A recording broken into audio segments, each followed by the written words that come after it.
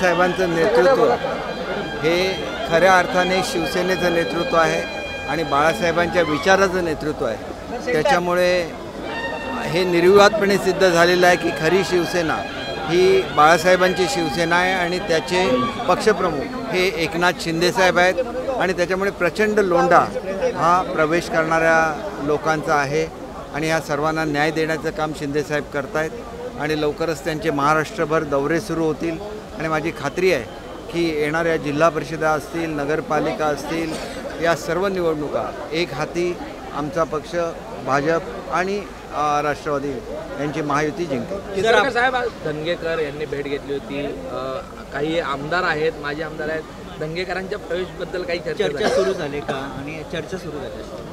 हे बघा, याच्याबद्दल शिंदेसाहेब अधिक सांगू शकते, मी हे बोलायची ऑथॉरिटी मला नाही। पण आपल्या पक्षामध्ये येतात ते का? ओके, कोणाबद्दल तरी असं ऑफ हँड बोलणं योग्य नाही। कुठल्याही कामानिमित्त शिंदेसाहेबांना भेटू शकतात। शिंदेसाहेब नगरविकास मंत्री आहेत आणि त्याच्यामुळे शहरातली जी कामं आहेत त्या संदर्भात लोक भेटत असतात, नागरी वस्त्यातल्या कामांसाठी भेटत असतात आणि इतरसुद्धा अनेक डिपार्टमेंट त्यांच्याकडे आहे।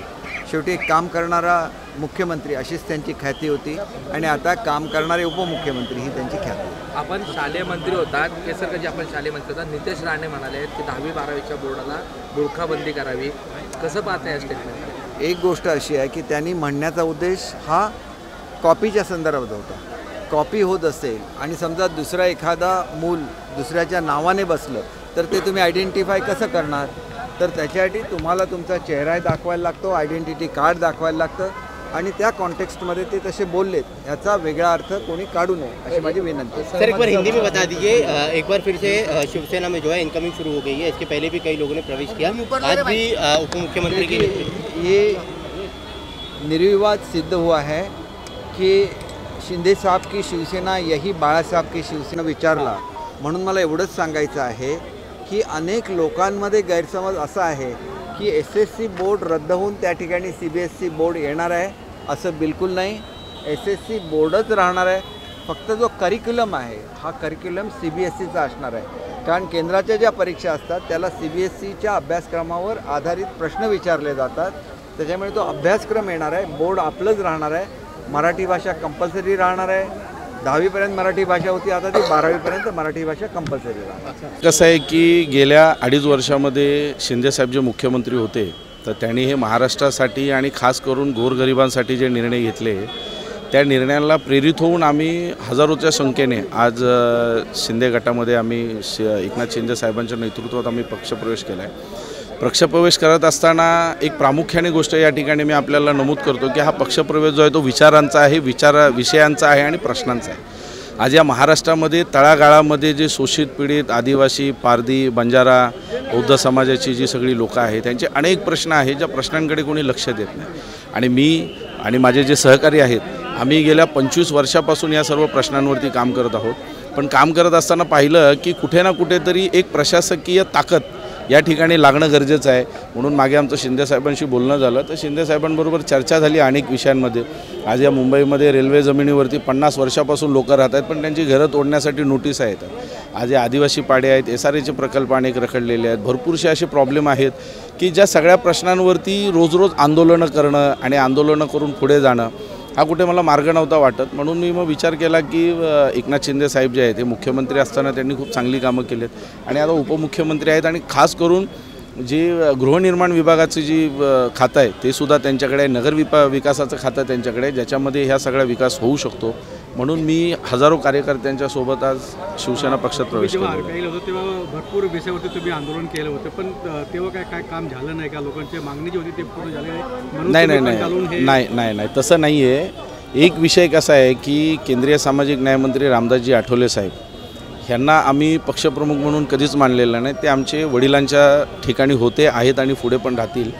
परंतु महाराष्ट्रामध्ये काम करत असताना असं मला वाटलं की येणाऱ्या काळामध्ये जर डायरेक्ट शिंदे साहेबांकडून जर ते प्रश्न सुटले तर ते बरं होईल आणि आठवले साहेबांमुळेच या सगळ्या झोपडपट्ट्या ज्या मुंबईतल्या आहेत त्या सगळ्या बसलेल्या आहेत आणि त्या आत्तापर्यंत वाचलेल्या आहेत आणि त्यांचं पुनर्वसन जर करायचं आहे आत्ता त्या सगळ्या झोपडपट्ट्यांचं त्या लोकांचं तर कुठेतरी मला वाटतं की राज्यातल्या एका प्रमुख मंत्र्याबरोबर राहून ते काम मला करणं गरजेचं वाटलं, कारण आठवले साहेबांकडे पूर्ण देशाचं काम आहे आणि पूर्ण देशाचं काम करत असताना महाराष्ट्रामधले जे प्रश्न आहेत ते मांडण्यासाठी एक राज्यातला कोणी मंत्री असावे म्हणून आम्ही एकनाथ शिंदे साहेबांबरोबर आहोत.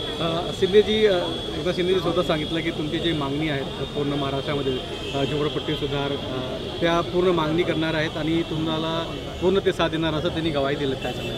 हो, त्यांनी आता ग्वाही दिली की हे सगळं करणार आहेत. मध्ये आमची चर्चा पण झाली आणि चर्चांते आम्ही एकच म्हटलं की आपण गृहनिर्माण खात्याचे मंत्री आहात आणि अनेक जे विषय माझ्याशी जे संबंधित आहेत, झोपडपट्ट्यांचे विषय संबंधित आहेत, हे सगळे शिंदे साहेबांकडे विषय आहेत आणि त्यांनी बोललेलं आहे की ते करतो म्हणून. आता त्याचा पाठपुरावा करण्याची काम आहे ती आमची आहे आणि ते पाठपुरावा आम्ही करणार.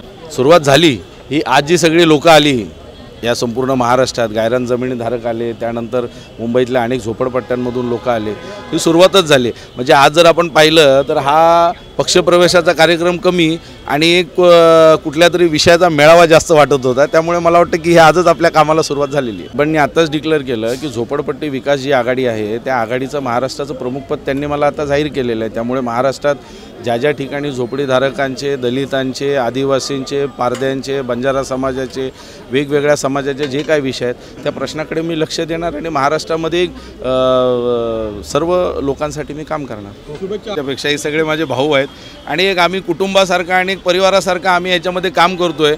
म्हणून एक निर्णय जर एका भावाने घेतला तर तो सगळ्या भावांनी मंजूर केलेला आहे आणि अशा पद्धतीत आम्ही तो पक्षप्रवेशाचा केलेला आहे. मी देखील झोपडपट्टी महासंघाचा एक भाग आहे आणि मीही चेंबूर तालुक्याचा अध्यक्ष होतो आणि काम करत असताना मी त्यांच्यासोबत त्यांचं कामाची पद्धत आणि त्यांची म्हणजे दिमाग ते एवढं शार्प आहे ना आणि ते जिथं मोर्चे आंदोलन करतील तिथं तो सक्सेस होतो. आणि ह्याच्या अगोदर मी ज्यावेळेस काम करतो त्यावेळेस मला असं काय वाटलं ना की मला एक सुमित वजाळेसारखा एक किरण दिसला RPMमध्ये आणि तो किरण खरंच लाजवाब आहे. त्याच्यामुळे त्यांच्यासोबत आम्ही सर्वच रिपब्लिकन झोपडपट्टी महासंघ जे 5ही जिल्हा अध्यक्ष, तालुका अध्यक्ष, वार्ड आम्ही सर्व त्यांच्यामध्ये विलीन झालो आहेत शिवसेनेमध्ये.